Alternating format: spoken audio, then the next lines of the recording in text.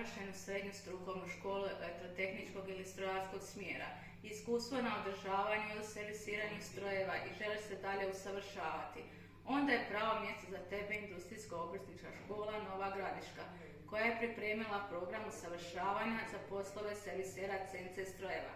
Inovativan program izrađen je po najnovijim potrebama tržišta rada, a tvoje pohađanje potpuno je besplatno.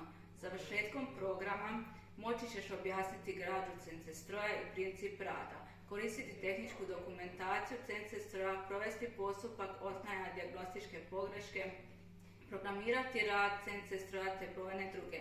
Informacije o tome kako i gdje se prijaviti moguće je pronaći na našim stranicama škole ili društvenim mrežama. Prijavi se i završetkom konkuriraj na tržištu rada.